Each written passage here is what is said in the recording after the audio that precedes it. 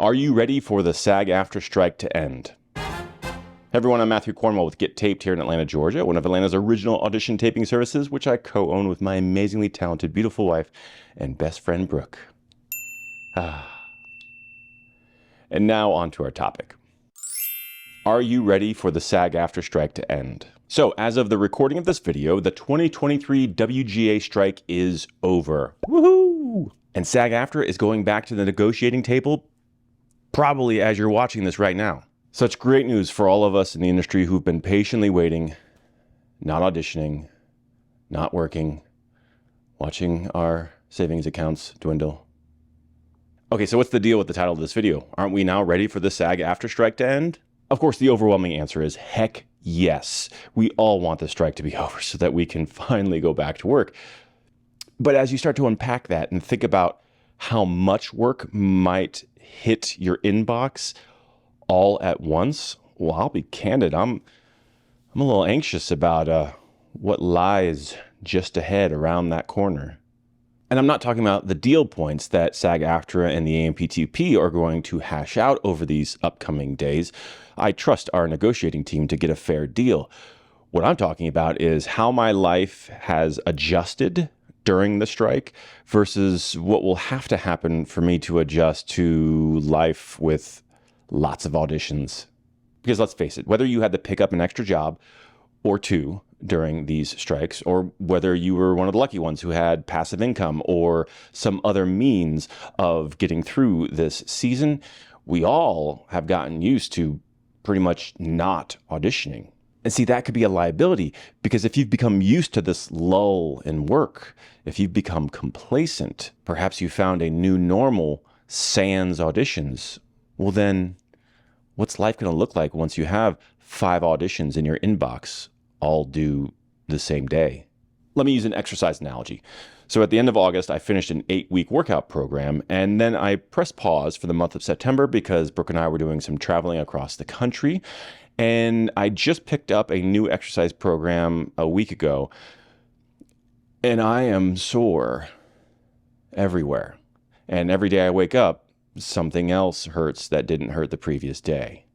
And I think that's what it's going to be like when all the auditions come flooding back and you or myself have been out of practice. Now, if you've been doing things to keep your skills sharp, like taking our Get Better Together class, or our improv class that's coming up, or our on-camera class that, as of this recording, still has a few spaces open, or our Sam Christensen workshop, or training of any kind from any source, well, then you are keeping your muscles loose, and that's great. But there's something different when there's suddenly a job at stake. Am I right? We can try to train ourselves mentally and physically, but unless you're doing some mindset training, like with our friend Joe Town of the Performer's Mindset, then you'll still likely experience a shock to the system when all of the work comes back. And let's be clear, if you've been getting 0 reps in during this downtime, then you'll definitely experience a shock when all of it comes flooding back. So what to do?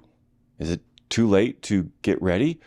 Well, if you're watching this video on October 2nd, 2023, then you likely have 1 to 4 weeks before a deal is made, it's ratified, and the work actually starts to come back in the form of auditions. So if there's a class you've been thinking about taking, now's the time to jump in. If you have a coach that you have been pressing pause on to save funds during this season, perhaps it's time to schedule a new session with them. But the bottom line is you need to make sure that you put some new tools or old tools or systems in place to optimize your discipline, your grit, and your time management. If you wait, then you run the risk of getting flustered or even angry at the very opportunities you've been waiting so long for. And look, the negotiating committee is trying to lock in protections that are currently in the interim agreement around audition deadlines, page count for auditions, etc. And that's great. And I hope we get everything we asked for in that realm. But even if we do, that won't fully protect you against getting 3 or 5 auditions all due at the same time from different offices, from different projects. And sure, it'll help to have 3 days to prep those auditions as opposed to maybe the 1 day we were used to pre-strike. But even still, going from 0 auditions for the most part, over these last 5 months, to having 3 due all in the same 72-hour period is going to be a huge stressor on many of us. And I know that in the past, pre-strike, when I was squeezed, when I had this very thing happen to me, sometimes, if I wasn't careful, I would get resentful, which doesn't quite make sense because I'm an actor and I need auditions to get bookings and I need bookings to have a career and to have a bank account. So why would I get resentful? But I've been there, and I'm sure some of you have been there. And really, the problem was I just didn't manage my time that well, or I didn't exercise the one true power that an actor has. Oh, were you expecting me to tell you what that is? I just assumed we all knew it. The power of no. In other words, if you get 3 auditions at the same time and you just don't have the resources to prep them all in the allotted time before their deadlines, then turn one of them down. Heck, turn 2 of them down. Gasp. Yeah, can we do that? I'm being told that we can. It's okay. Your reps should fully understand and support your decision. And if they don't, well, then it's time to have a serious conversation with them. Because if you get caught in a cycle where you're doing mediocre work for those hypothetical 3 auditions, you turn them in, you're not happy with the results, you don't book, and then next week you get 4 auditions all due about at the same time, you do more mediocre work, it's just going to build, and you will get resentful. You'll be burnt out by Thanksgiving, and you won't exactly be filled with a warm feeling of thankfulness at the opportunities that you had. Instead, you will be wondering whether or not you want to continue this career. So part of the discipline I alluded to earlier is about setting limitations, setting boundaries for yourself, and not overextending yourself for the sake of pleasing your agent or just because the audition was in your inbox. Yes, every audition is an opportunity. But if you are doing it out of guilt or worse, shame from your agent, your manager, your coach, your teacher, whatever, just for turning down an audition, well, then you may need a recalibration. Or depending on the relationship, you might need to reevaluate that relationship, especially if you've been at this career for a while. Now, if you're new to the industry, then defer to those voices. Defer to the counsel of your agent, or if you have a manager or a trusted coach or teacher. They do know better. They've been around the block a time or two and you haven't yet. So please listen to those voices and for the most part, follow their advice. But if you've been in this industry for a while, then you really, truly need to start embracing this idea that you are the CEO of your career. Your agent works for you. Your manager works for you. It's great to have those folks to lean on for advice, but you need to be the ultimate decision maker, and you need to feel confident in those decisions. But that can feel lonely, being the sole decision maker for what will affect your day, your week, your career.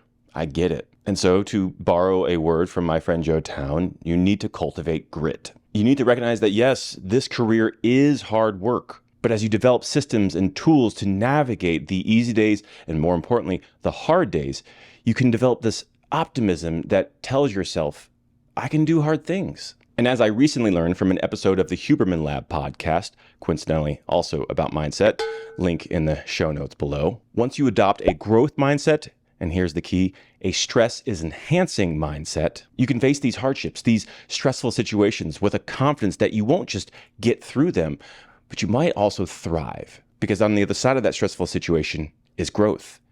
And once you grow, you get better. And the next time you face that same stressor, it's not as stressful and the cycle continues. So as I close this video out, I will mention that to cultivate these disciplines, this grit, this time management, there are some very obvious things you can do. You can certainly take classes that will get you better at your technique, at your craft, which will help you be more efficient when it comes time to prepping auditions. You can take yoga classes. You can take other classes for your mind and your body. But I'll share some things I've adopted this year that I've shared in a previous video, mostly from Huberman, once again, that have helped me to establish systems and tools for developing this grit, for positioning myself to handle the stress of an unpredictable industry once things pick back up. And let me just focus mostly on the morning routine.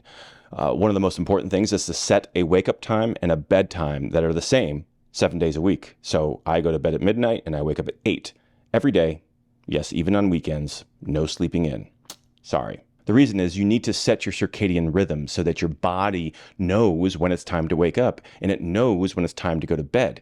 You will sleep better. You will need your alarm less and less if you adopt this protocol. Additionally, if you get morning sunlight within an hour of waking up, it helps to reinforce the circadian rhythm and it helps you sleep better. I also take a cold shower 7 days a week immediately upon waking up.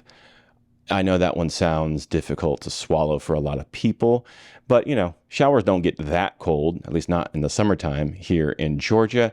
In the winter, it's much harder, but there's a lot of science behind cold exposure that will help you not just physically in terms of improving circulation and a few other things that I'll let you go research with one of those episodes of the Huberman Lab. But also, I have found anecdotally that by choosing to do this hard thing, by choosing to expose myself to this cold, to this shock first thing in the morning, not only does it wake me up and basically replace my morning caffeine, but it is training my mind to handle hard things. Because if I can choose to do that hard thing and overcome it, then this next hard thing doesn't seem as hard to overcome.